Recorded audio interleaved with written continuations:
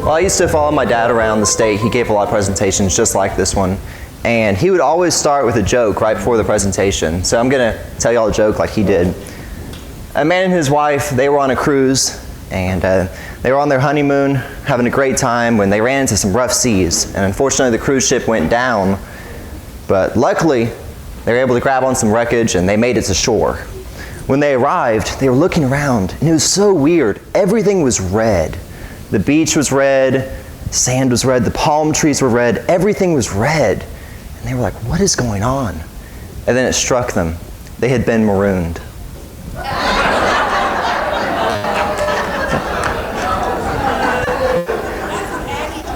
That's an Aggie joke? I didn't know that. He told it at A&M once.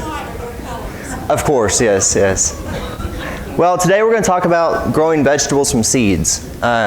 I grew up gardening, and I would not consider myself an expert. So I'm going to give y'all some very basic information that works for me. There's experts that would tell you a lot more detail, but I'm here to tell you that it's very easy, and hopefully you can learn something.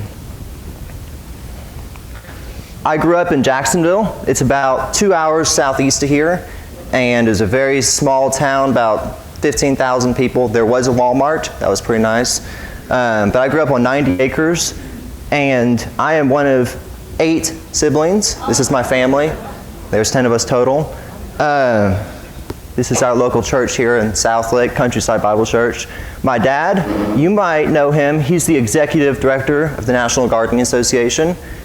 He's also my partner and the webmaster of Victory Seed Company. Our beautiful website, he's completely designed himself. He's a wonderful programmer, and has also built us some amazing back-end systems for order and inventory processing. But like Jacqueline mentioned, you might know him. He is the Dave of Dave's Garden. He founded the company in 2000, and he left the company in 2009, so he's no longer part of it. Dave's Garden has kind of gone downhill since, so you don't have to go there anymore. National Gardening Association has kind of taken over. That's the new Dave's Garden. It's new and improved. But in case you can't tell, I grew up around plants. I've been gardening. I've had a garden since I was about 5 years old, and had a garden pretty much ever since then. So I've been in and around my whole life. Talking about seeds, we're going to first talk about why you should grow vegetables from seeds. There's 2 main reasons. The first is cost effectiveness. If you go to Lowe's or Home Depot, you're going to spend maybe $3-4 for one plant, and you can go and plant that, be pretty good. Or you can buy a pack of seeds, get a couple hundred seeds, and it'll last a lot longer, much cheaper. Also, there's a much wider variety. If you go to Lowe's, there might be like 3 or 4 different tomatoes. Those tomatoes are going to be the same tomatoes that you buy at the grocery store. And so for me, I want way more tomatoes. I want heirloom tomatoes. There's yellow tomatoes, all kinds of different tomatoes. And same with all the other fruits, so you can get a much wider variety. So to plant your seeds, you're only getting a couple materials. To start with, you need some good containers. I like these type of plug trays. They'll pretty much suit you from planting the seeds till you're planting them in the ground. If you need something more, you can get 4-inch pots and put them in there, but these plug trays are enough. I would recommend getting some bottom trays. They're going to hold water so that you can put these trays inside the little bottom trays and keep them moist, but these containers should be enough. You're also going to need some potting mix.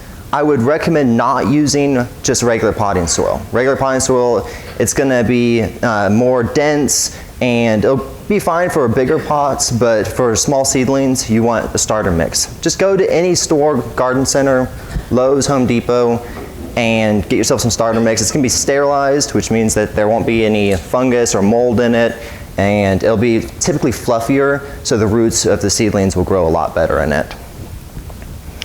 Grow lights are also important. If you have a good grow light, they're going to have the proper wave spectrum that will allow the seedlings to grow better. Lights like these, fluorescent lights, they don't provide the right lighting for the seedlings. And as a result, they're going to grow leggy. And so just go to, Amazon has good grow lights. Most garden centers will too. You'll see a lot of like purple lighting, and that's going to have the proper wavelength for your seedlings to grow well. Last but not least, you're going to need your seeds. Obviously, I run a seed company, but there's also a lot of different sources for seeds. There's a lot of other great companies out there. You can even go to Lowe's, Home Depot, any garden center. Most of them will have seed racks. You can get your seeds from a wide range of sources. The most important thing about starting seeds is timing. This is the #1 reason most people fail in their journey of starting seeds, is because they just plant them at the wrong time. I hate to break it to you guys, but we're way too late in the season this year to start your seeds. Typically, you can plant them 6 weeks before the last frost date. That's a general rule of thumb. This varies depending on the variety of seeds. But here in North Texas, March 15th is considered our last frost date. This year was quite a bit earlier than that, but that's a general rule of thumb. Most packets will have growing instructions on them. I brought one of our packets here, and y'all can look at it afterwards. I'm going to be at the plant and seed exchange table, but it'll tell you, approximately when you should plant them. For example, this one says plant 8 weeks before last frost date. They're all 6 weeks is a general rule of thumb, but they'll all tell you specifically. To start with, grab your trays and fill them with potting soil. This is pretty simple, but you want to compact it down. If you just put the potting soil in and water it, you'll see that about half that potting soil gets compacted and it's not enough soil. So you'll kind of see in the back, see how these are stacked up? What you can do is you can put the potting soil in and use a second tray to compact it and then add more and then water it. Pretty simple, nothing crazy. Next, you'll plant the seeds. Every seed is different, but as a general rule of thumb, you want to plant them twice as deep as the seed is the size of the seed.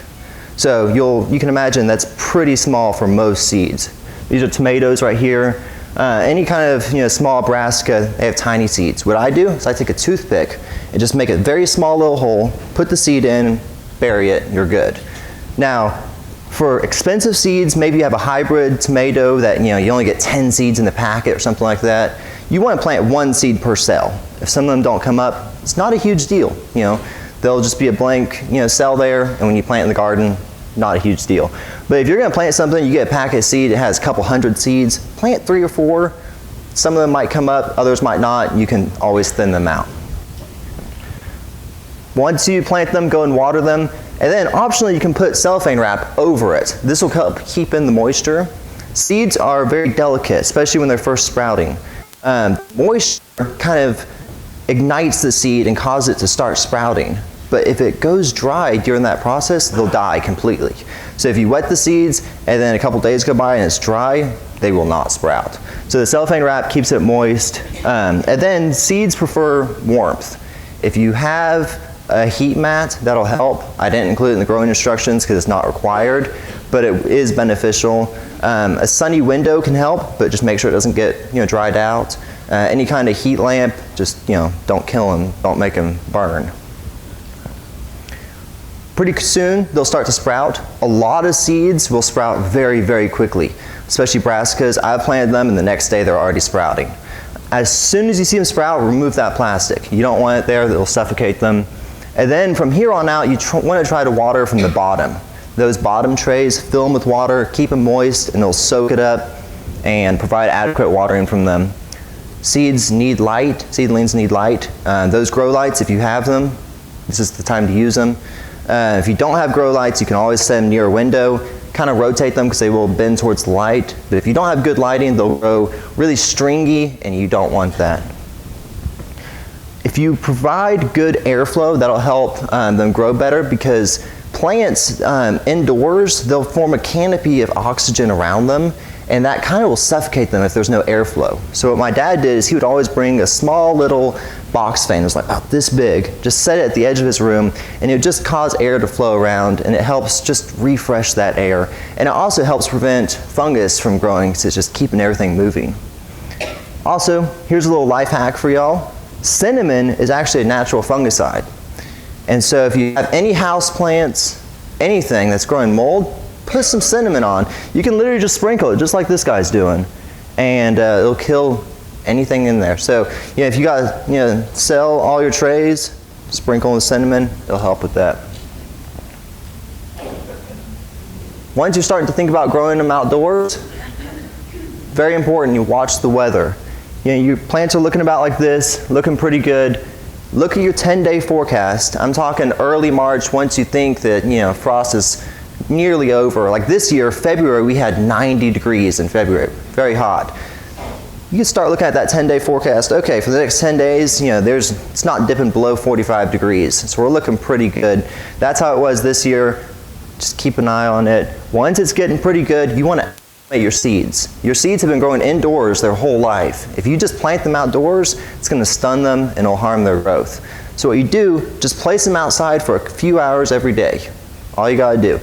Couple days, do 2 hours, maybe the next day do 3. You'll get to a point where they're outside all day, bringing them inside at night if it's cooler. Now they're properly acclimated, they're ready to plant outside.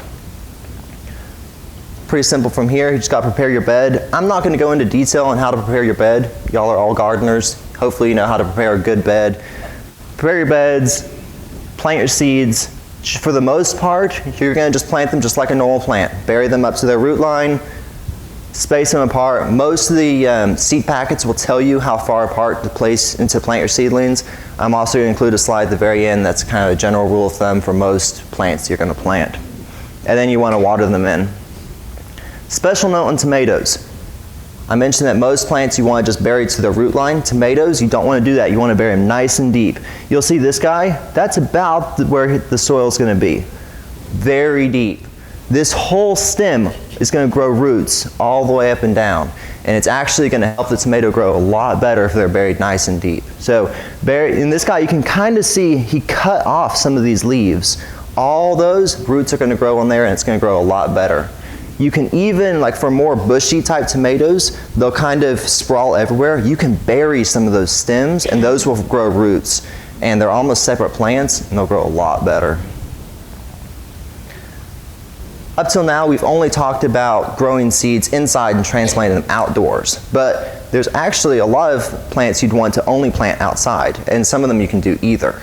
To grow outdoors, all you gotta do is just plant the seeds directly in the ground. You can see these two people, they're just, have a little rows, plant the seeds. Typically, what you wanna do is wait till after the last frost and then plant them.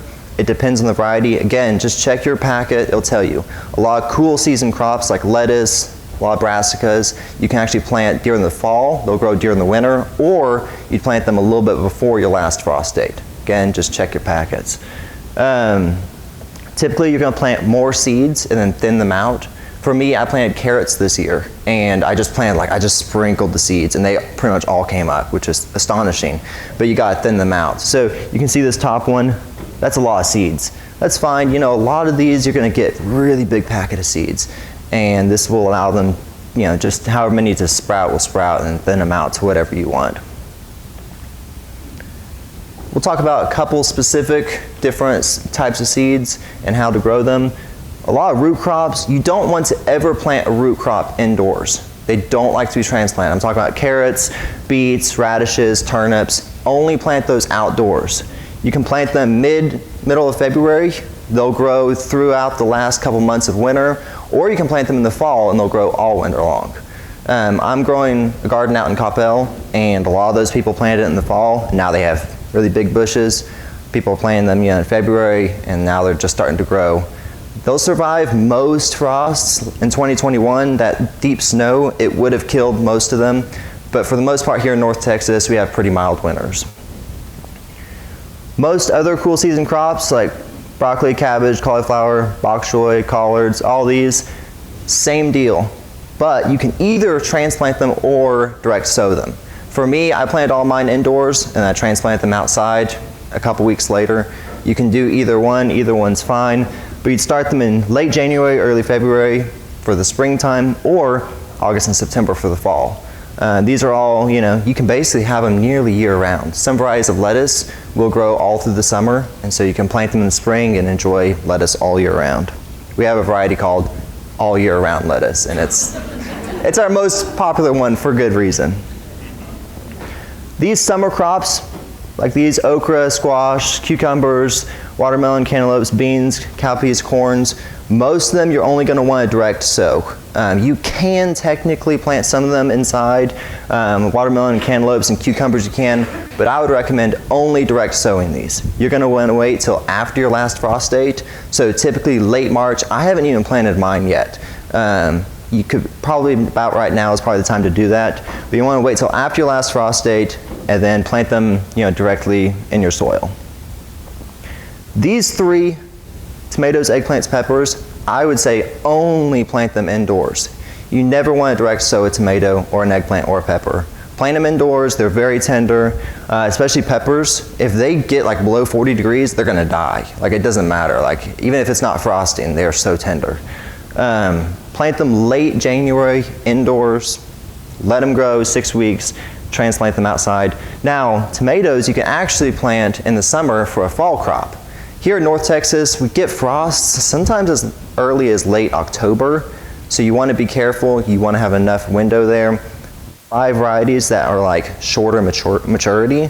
So like some stuff like Early Girl, they're going to mature in like a little 60 days. So you can plant them July, August, even as little as June or July to plant them indoors. Plant them outdoors in August for a fall crop. That's it. Growing all these seeds from seed is actually very easy. Hopefully I've shown y'all that it's not as difficult as a lot of people describe. This is my company, Victory Seed Company. We have a free catalog that we're going to have in 2025. I encourage y'all scan it or Victory Seeds/catalog. Sign up for a free catalog. I'm also going to be in the back afterwards to answer some other questions, and I'll have my laptop where you can sign up for a catalog there. Do you have a lot of the same information on the website? Yes. So Hard to catch it all going by. yeah, she asked if we have all the information on our website. Yes, we have detailed growing guides on every single product that we sell on the website as well as on the packets, and we even have more detailed for some of the stuff. Like tomatoes, we have an entire page full of information about tomatoes. Yes, everything is there. Yes?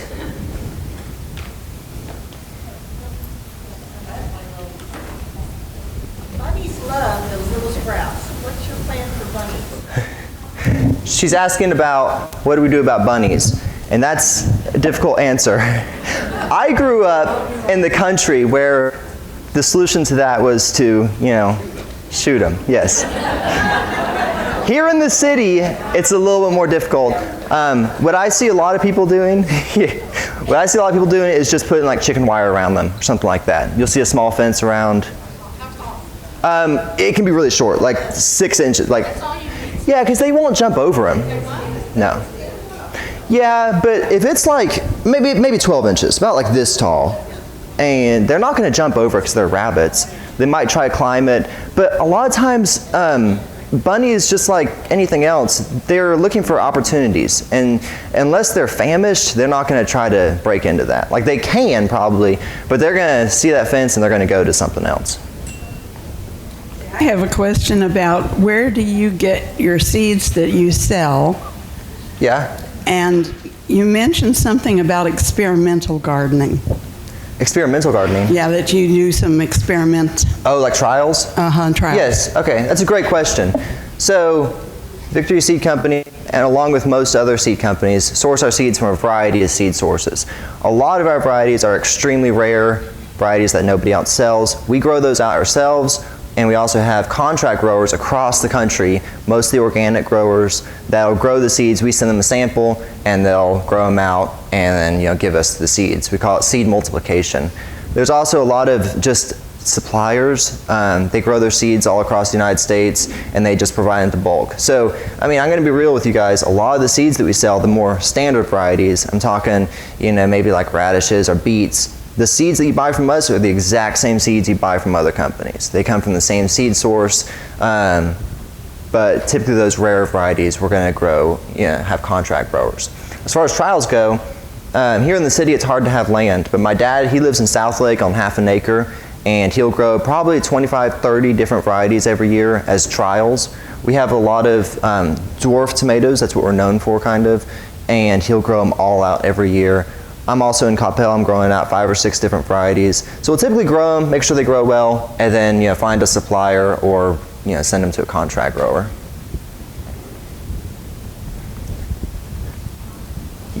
I'll take Pam first, then you. How do you suggest thinning? Thinning, it could be anything from plucking them out with your hand or using a pair of snippers. Simple as that. On the packet, it'll tell you how far apart they should be after you're done thinning. So just kind of follow that guide. I've always found it hard to do with. It depends on how big it is. If it's like a carrot, it's like tiny and you can kind of just pluck them out. But if it's bigger, like a tomato, a pair of pruners should be plenty. Yes? What do you use in your garden to take care of bugs and snails and creatures that like to come up and eat over? Yes. Diatomaceous earth? I have. That is more natural for sure. I tried to stay organic. Diatomaceous earth works. I've also used neem oil. That's also considered organic. And then my mom had this spray that she would concoct from like cedar and some other natural pesticides that she would spray over all of them. That's what I use. Yes, I try to keep it organic. Sometimes it's not entirely possible though. So John, I bought some of your seeds last year, Yes. and virtually I've had 100% germination from my seeds I've bought from Victory Seeds. So I Well. just wanted to say they're really good. Well, thank you. Yes, we pride ourselves in very high germination. Thank you very much. Back there first. Peat pots are a no-no? Peat pots, I didn't mention that. You can use them. Like I mentioned, these are basic. I try to keep it as basic as possible. I've seen people use peat pots with good success. For me, peat is a more, you have to kind of add peat with other things, whereas the peat pods are just peat, and so I don't use them. We're working on a experimental soil called Cocoa Core, which is using coconuts, and it's very nutritious. So we're excited. We're hopefully going to be able to release that soon. I was just going to ask, we still have places in our yards. We still have places in our yards with bad soil. So Yes. what do we plant the tomatoes in? Well, tomatoes, you're going to want somewhat good soil. If you plant them in just sandy soil, whatever's around here, they're not going to grow that well. They can grow. I would recommend getting some organic matter to mix in.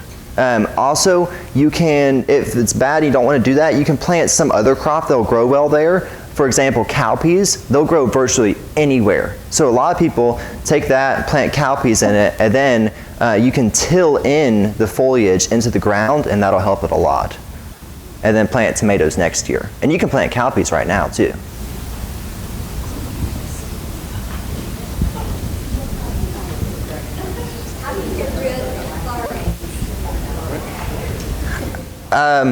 This is where I said about the organic stuff.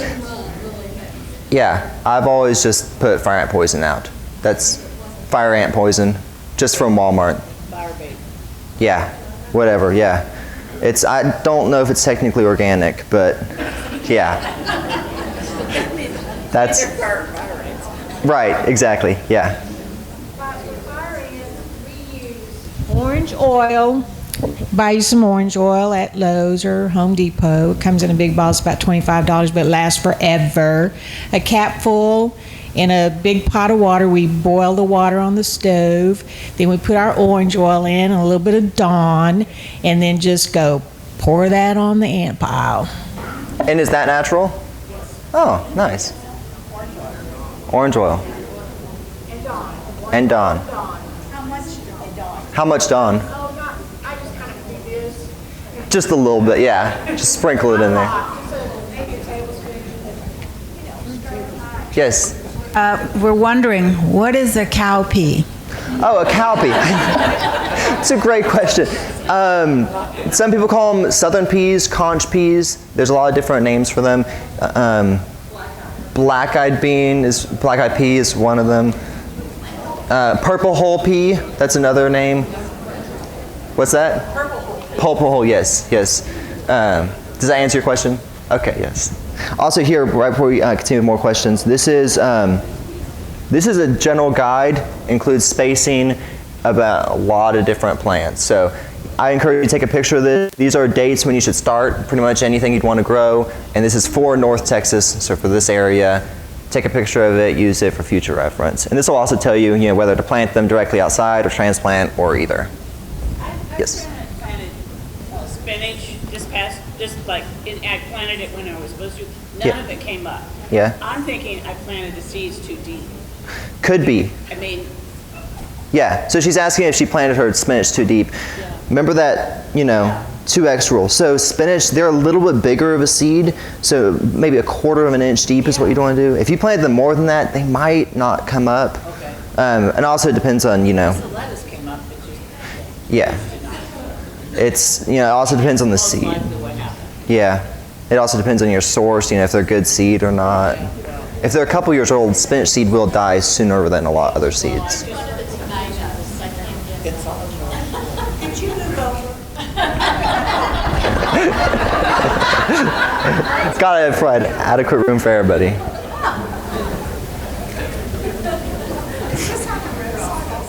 It is not, because this is for North Texas and we sell across the country. So, but I think they're going to work on putting this in the Grapevine Garden Club newsletter or something like that, so everyone can see it. You were talking about that?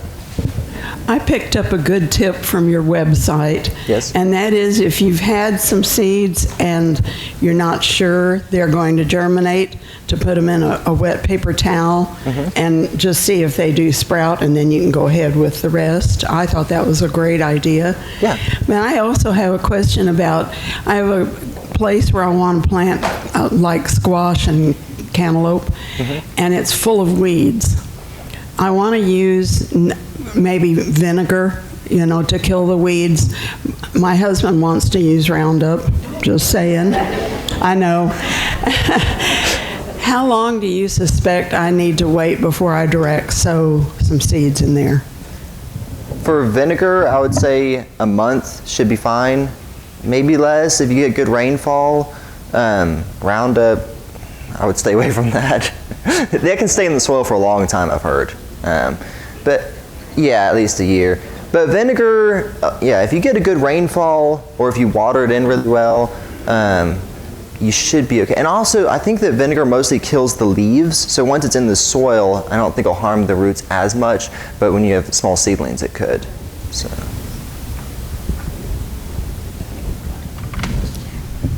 I'm wondering how long seeds stay viable. That's a great question. It depends on the seed, but it also depends on how you store it. Seeds, if they get moist, they'll die a lot faster. So if you keep your seeds in a cool, dry, dark place, they'll last a lot longer. And tomatoes, they'll last for virtually forever. We store our tomatoes in the freezer. The freezer will not kill seeds. People think that if you freeze your seeds, they'll die, but they actually go dormant. So put your seeds in the freezer, even in the fridge, and they'll last 20 plus years. Some stuff like onions and corn, they won't last as long, but they'll last at least a couple years if stored properly. Does heat affect seeds? Yes. If you store them in your garage? Yes. Yeah, that's why I said a cool place. Yeah, garage will kill them quickly. Oh, here's one. So you showed us the trays to start with.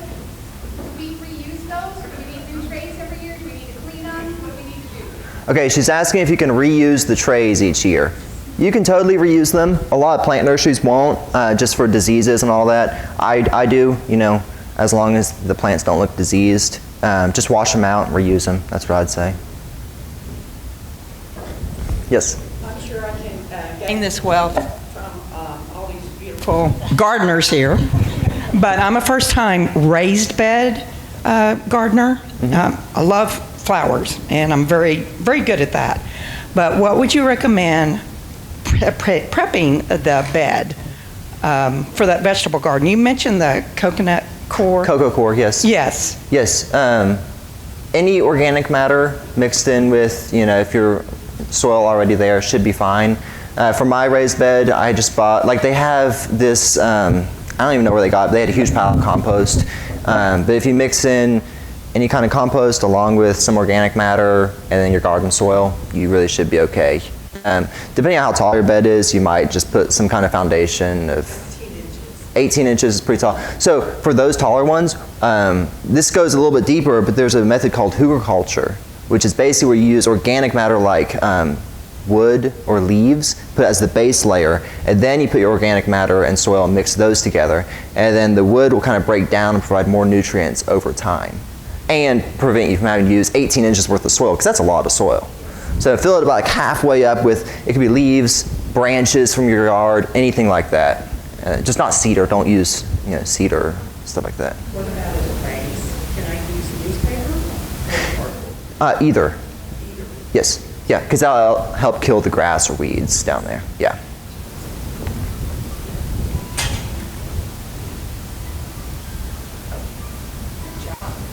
Thank you.